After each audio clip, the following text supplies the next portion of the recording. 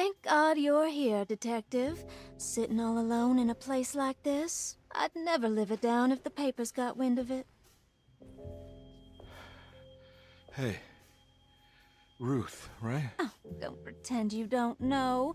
I'm sure you have a whole file on me by now, Detective. I suppose we weren't formally introduced. I'm Ruth Talon. Miss Ruth Talon, in case you're wondering. Edward Carnby. Enchanté. You sure? I had too many already.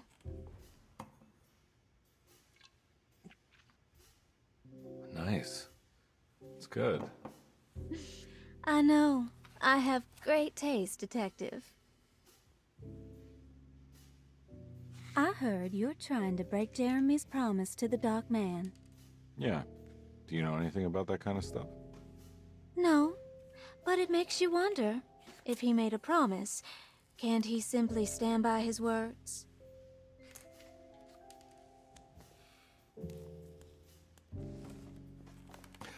Look, I'm just trying to get Jeremy out of a bad deal, so he'll come back with us to New Orleans. Well, if all fails. What are you doing? It's a sign of submission to the Dark Man. I saw it in a dream once.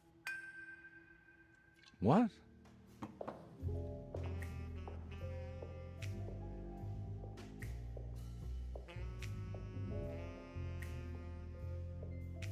You don't know the Pregst shipping company by any chance?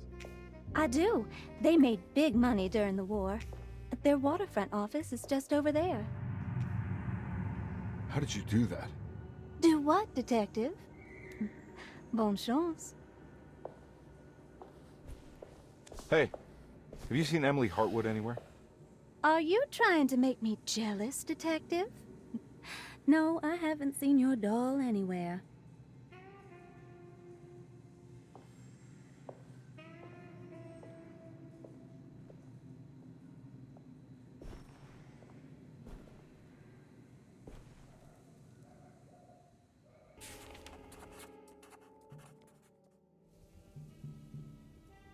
Pregst Shipping Company. According to the book in Tarawea, the Dark Man is connected to a performance that Jeremy went to somewhere in New Orleans. I'm sure I can find the address inside.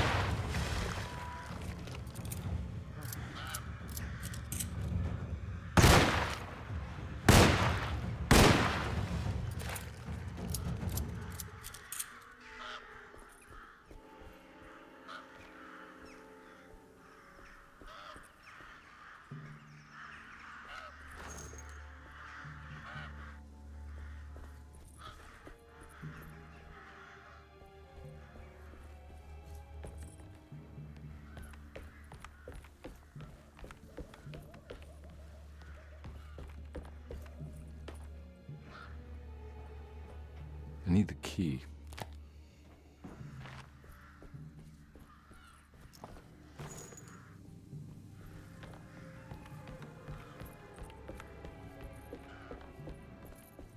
No way I can get this out of the way with my bare hands.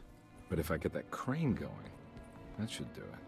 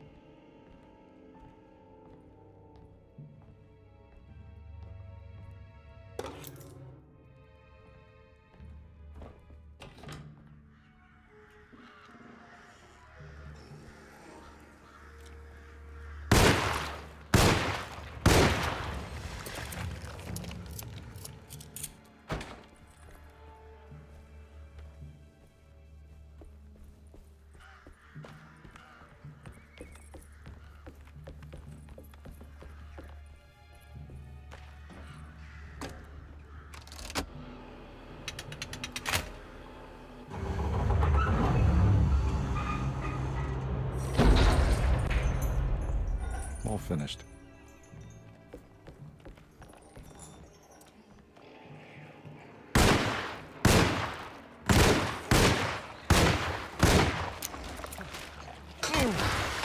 My weapon broke! Yeah.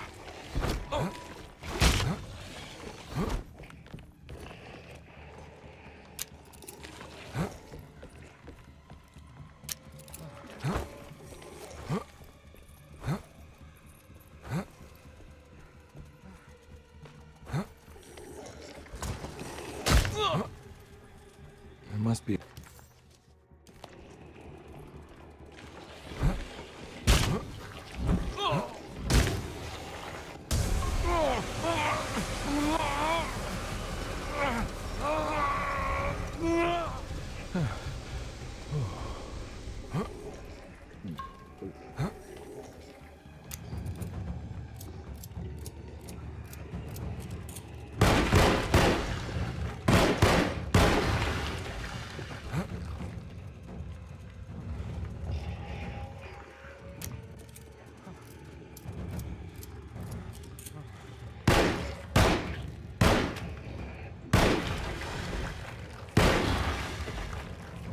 I'm all out of bullets.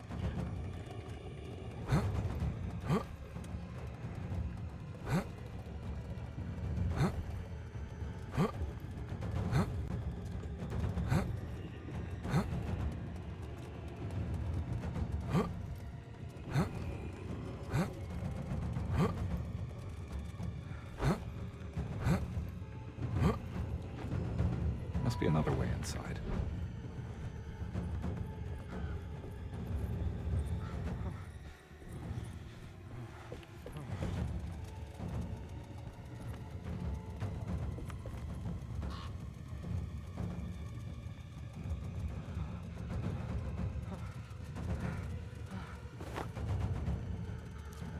I'm all out of bullets.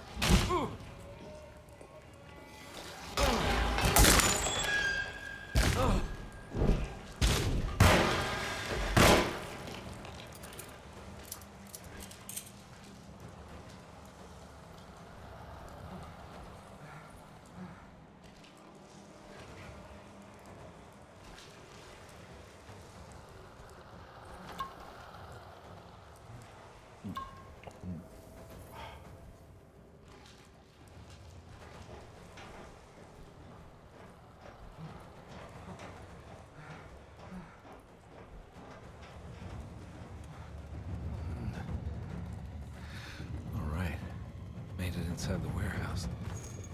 The office must be upstairs.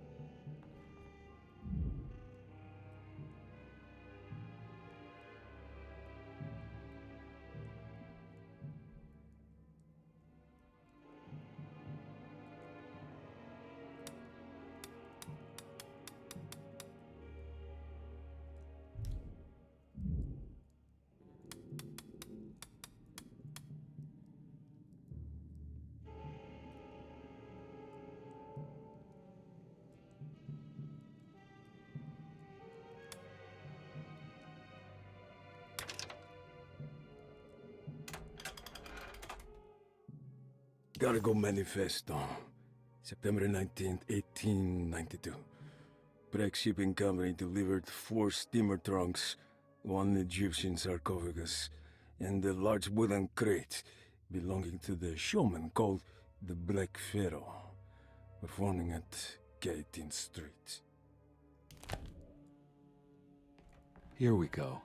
The address where Jeremy first encountered the Dark Man.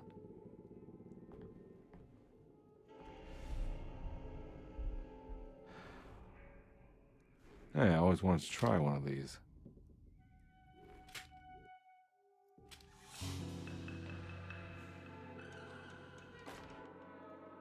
Our ship was raided while in dock. All of his things were recovered, but blood was shed.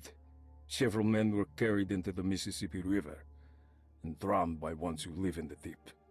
All items have now been signed and delivered. Now best keep the papers safe. What is left? Later is right, and hell is back again.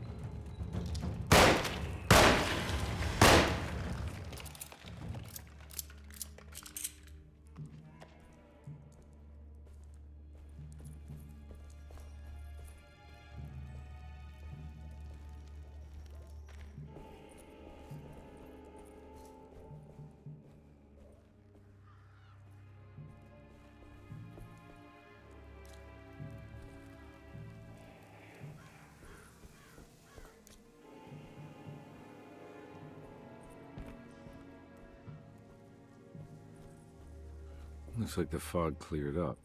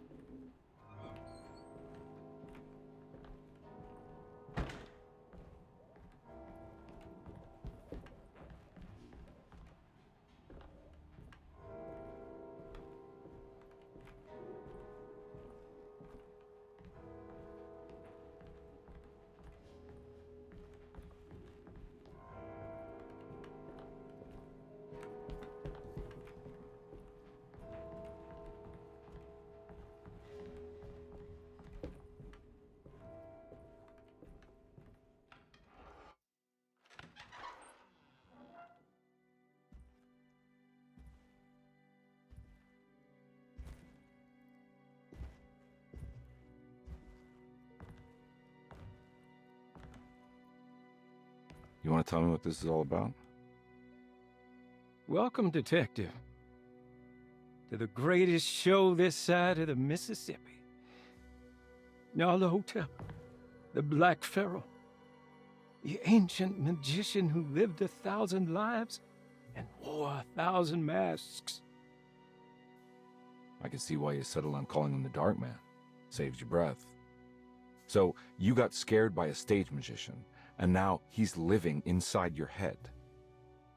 You can mock me, Detective, but you would be the crazy one to think his presence can be ignored. Look where we are!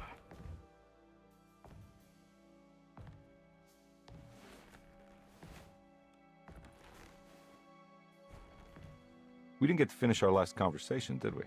You were about to tell me how to break the contract with the Dark Man. No, we can't. If we turn her loose on the world, so many innocent would die. But there is a way to break out of the deal. There is. He offered me a way out. Steps to take. What are they? You'll never find them. They're forever entombed in his sunken desert temple. Jeremy, I'm not your enemy. Tell me where to go. How do I find the temple? No, we can't. I have to make this sacrifice. God damn it, Jeremy. I'm gonna save you. Don't worry.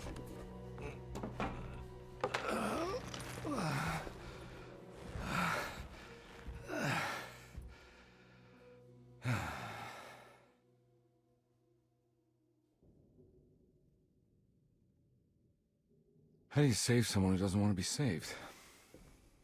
Well, he's gonna get saved no matter what. I just need to find the temple somehow.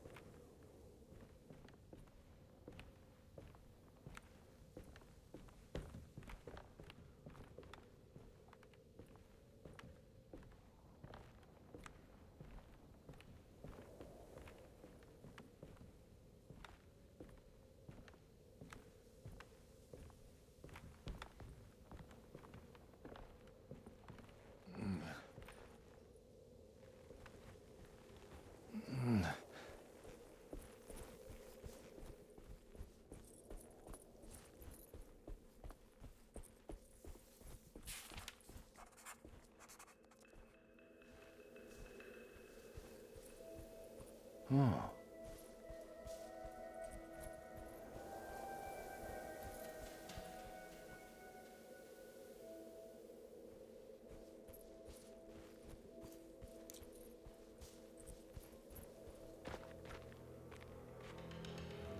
Ugh.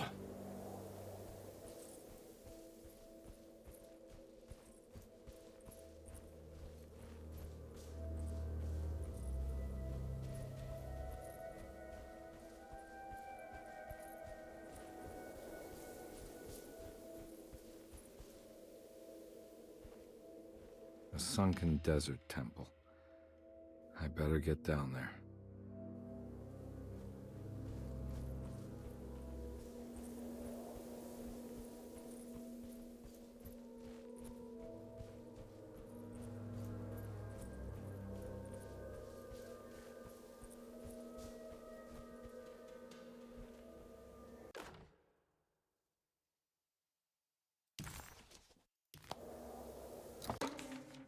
The Temple of Nephron-Ka lies under our camp.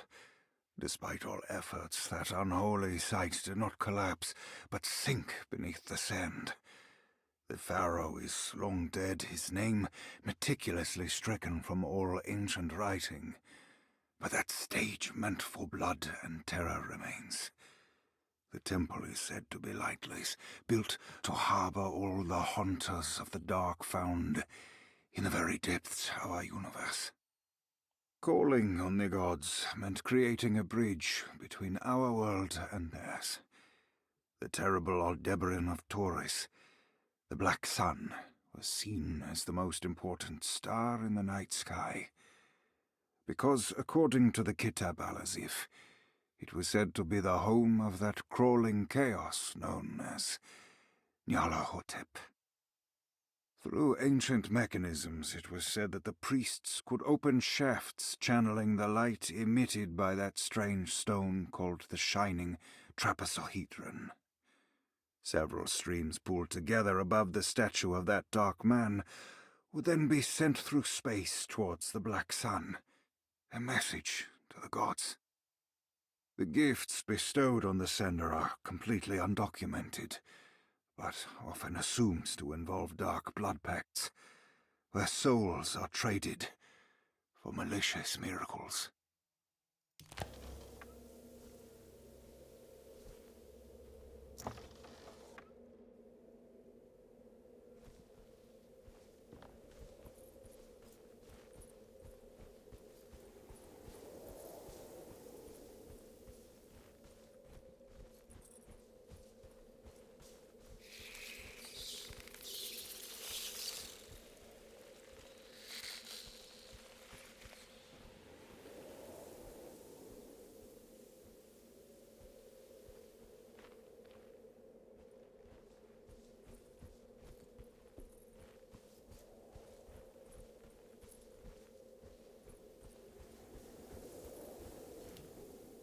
Here we go.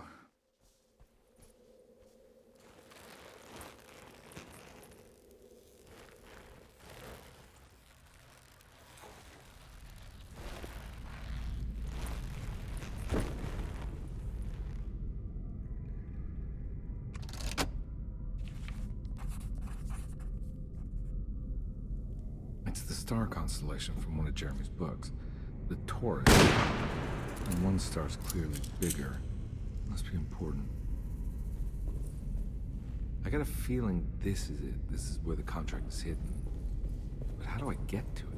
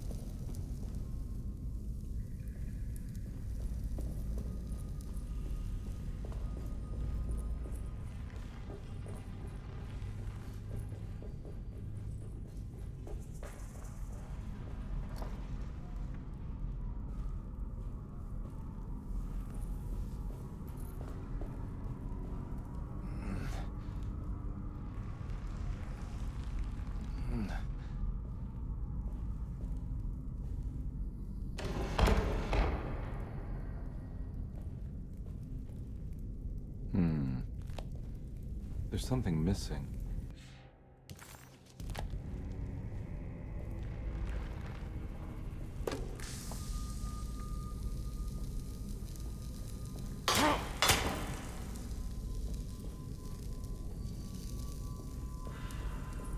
This one looks operational. It worked.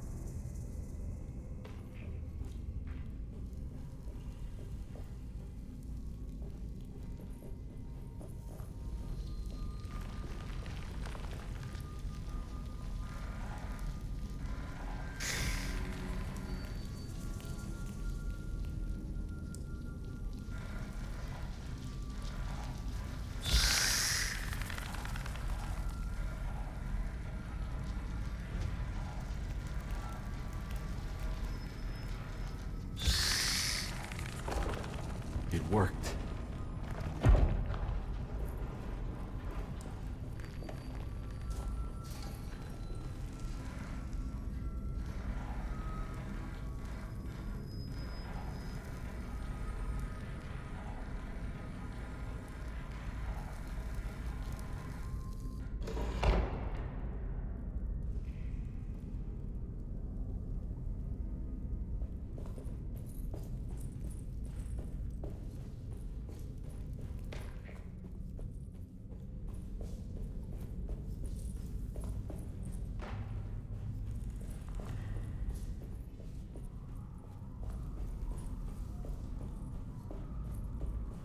Huh.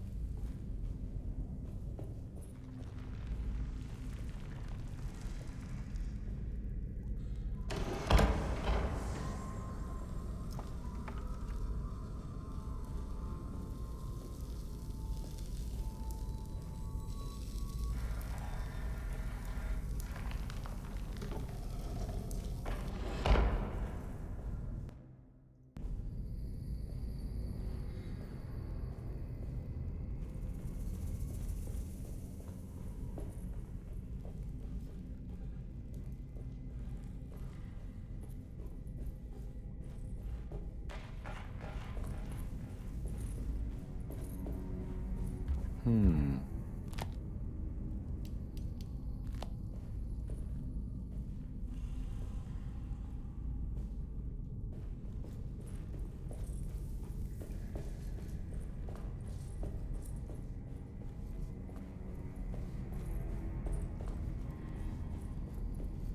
Hmm.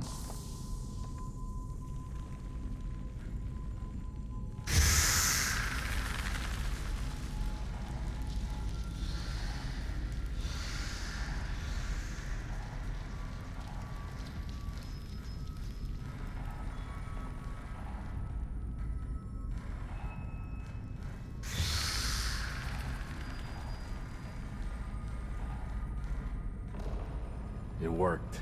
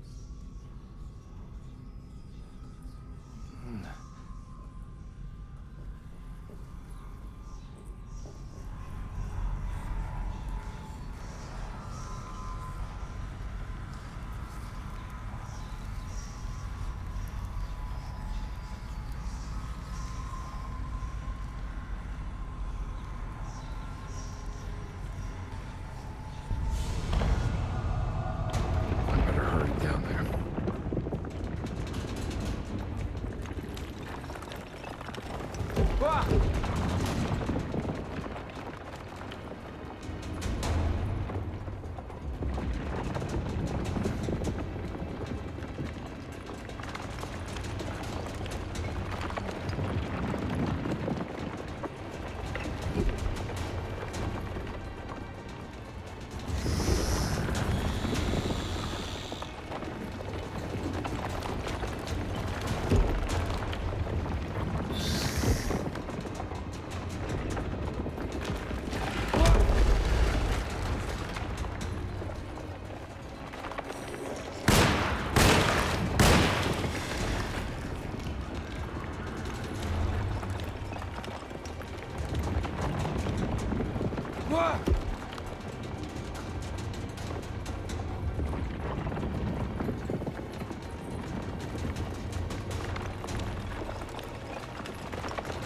This is ready to collapse.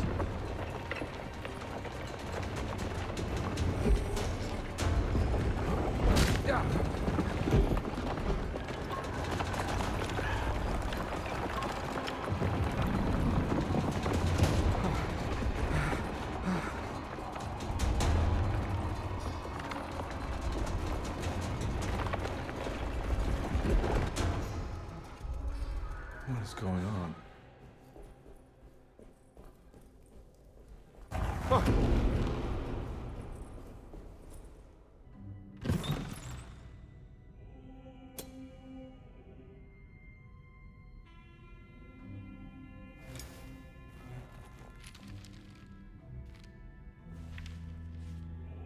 Acknowledge psychological trauma, breakthrough barriers of self-deceit, temper manic behavior. These are the Dark Man's terms. The contract. Huh?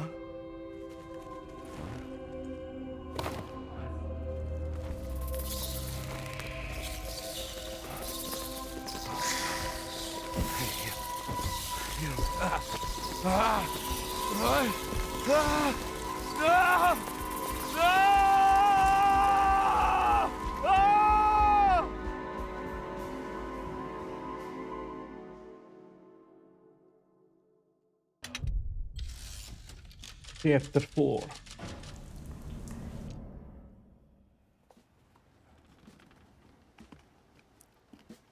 Hey. Hey, detective?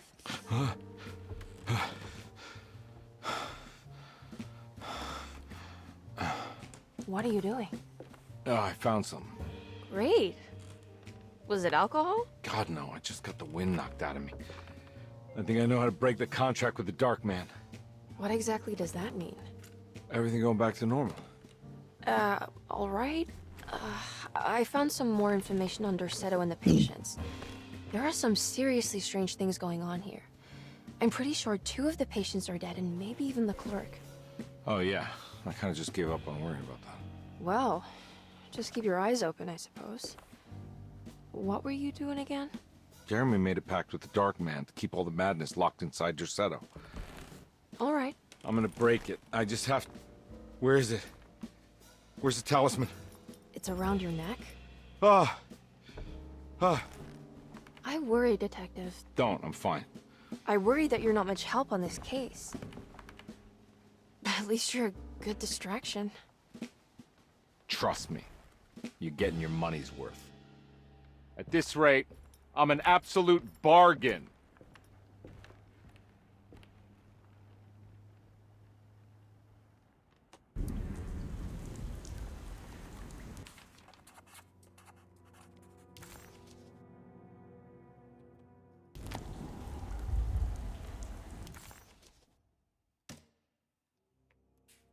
He must first acknowledge psychological trauma in order to proceed.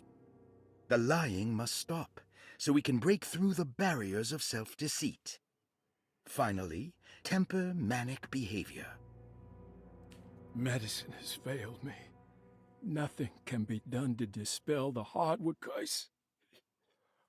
Only the sacrificial dagger may release the despair from Jacob's eye.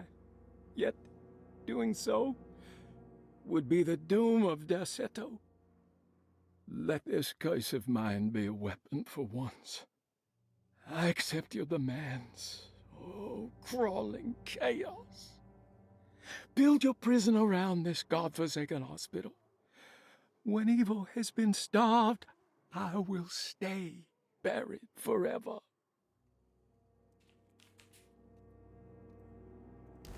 All right, time to get Jeremy out of that contract so we can get the hell out of here. Something tells me I'm gonna have to put my talisman to use.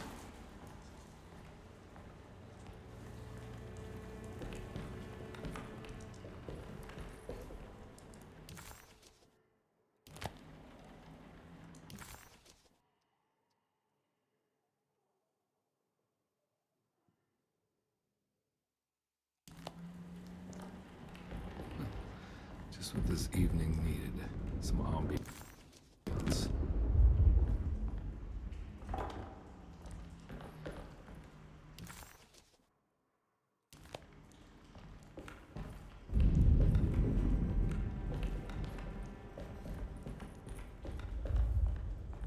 I need the key.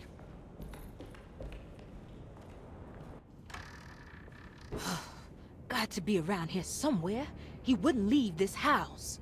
I don't know what to think anymore. You run into that detective fella? Who is he? Can he be trusted? I think he one of the good guys. Well, you know, like us. Will he be all right with her coming? Praise the mother. He don't need to know about all that. Just help Jeremy. Just calm down. It ain't time yet. God, it hurts. As far as I can tell, Detective Carnby seems to be solving problems, not causing them. Just be ready in case he starts anything.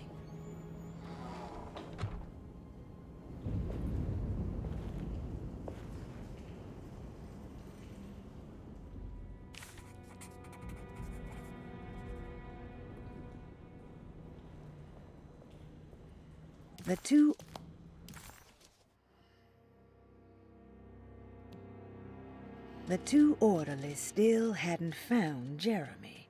Carnby figured this was good news. Emily had reminded him about some strange deaths at Derceto, and Carnby wasn't sure who he could trust.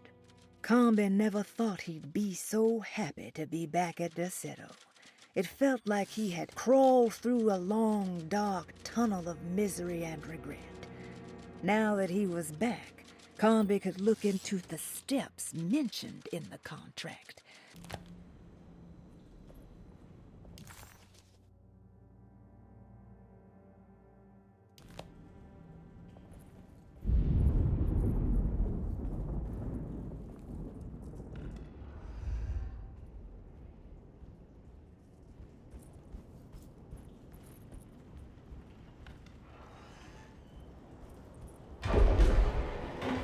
Christ, what the hell was that?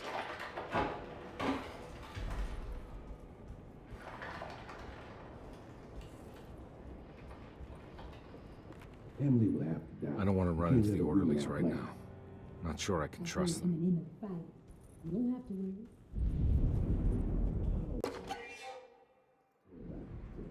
I think Dr. Gray might be in there. Perfect time to snoop around his office, then.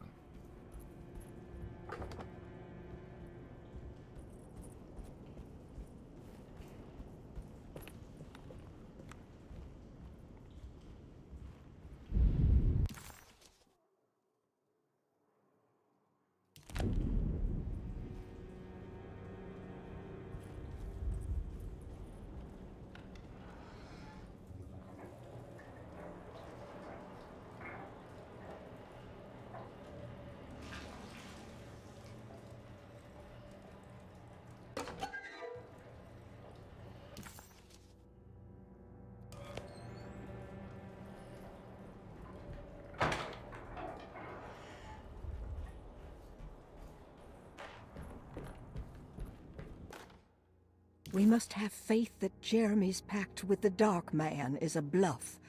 If we are lucky, our visitors will find him and prove it's all nonsense before night falls. What is true is our attempt to call on her. Too many things have happened for this evening to be in vain.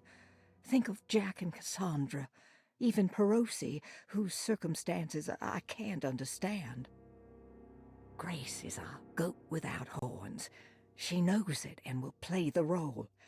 You must talk to your brother, Baptiste.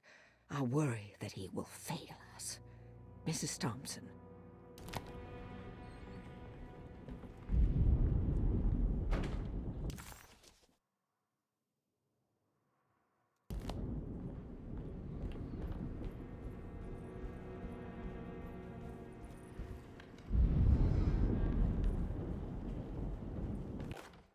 Lunacy and the Astarte Artist Colony, a monograph by Yael Klein.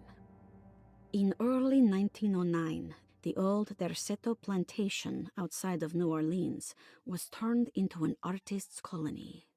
3 famous European artists rented the house and the surrounding land from the owner, the Ledoux family. The colony was chiefly run by Sebastian Cortez, who was playfully dubbed the captain by his collaborators, William Arges and Heinrich Kassel. The colony existed for 6 years, until one day all 12 members disappeared without a trace. It is widely believed that their disappearance is connected to the disastrous hurricane that passed through on September 29, 1915, but nothing truly supports this claim. What is known is their frequent participation in New Orleans nightlife, their love for hosting parties, and their elaborate contributions to the Mardi Gras parades as the Pirates of Pontchartrain.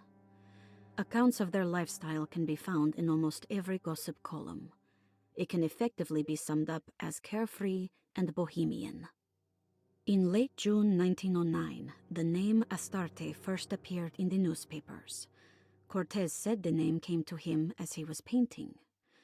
There is never any claim to knowing about the ancient Phoenician fertility goddess with the same name before this time. His fellow colonist Heinrich Kassel did know, because he later produced sculptures that show clear references to ancient idols of the goddess. It's impossible to know for sure how this name suddenly made an appearance, but it is interesting because of Derceto's history.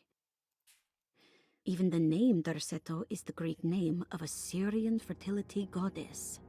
In the case of naming the plantation, Derceto was certainly not an accident.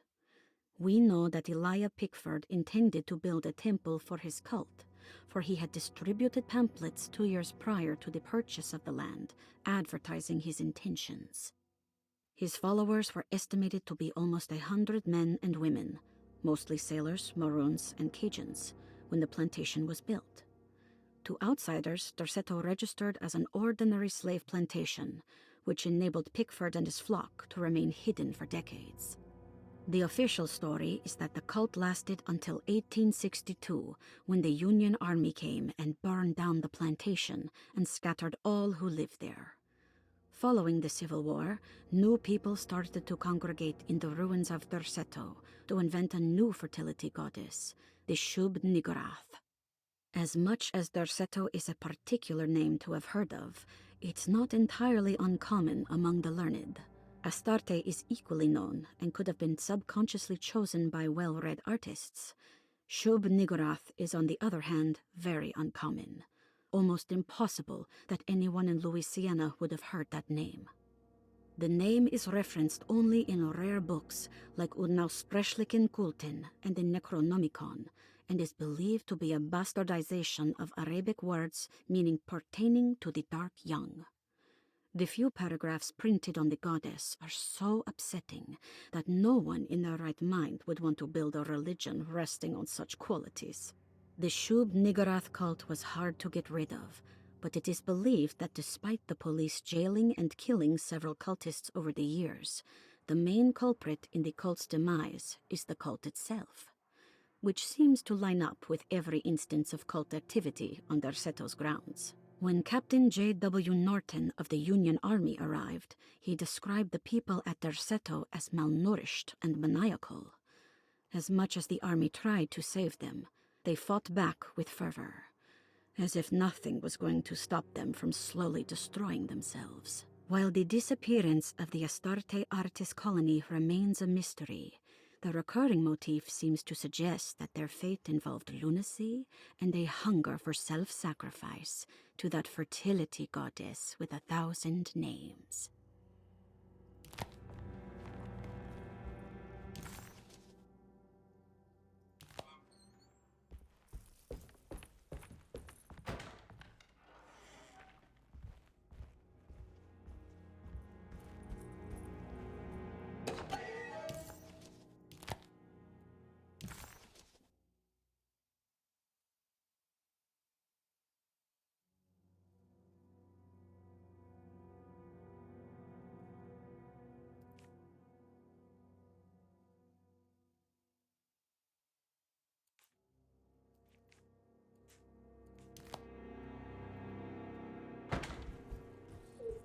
Jeremy's on her side. She trusts me. There is nothing I can say about her.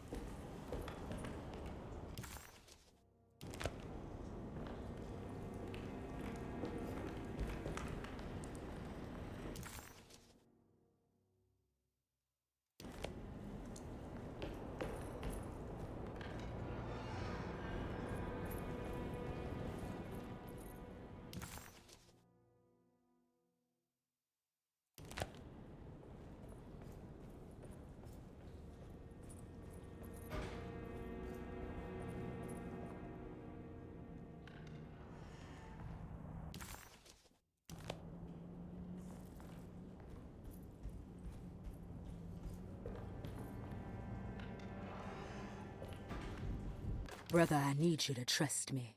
This is the most important moment in our family's history. I know you have doubts and that the terrible Mama Loa told you lies. I would never betray you. I promise. Lottie.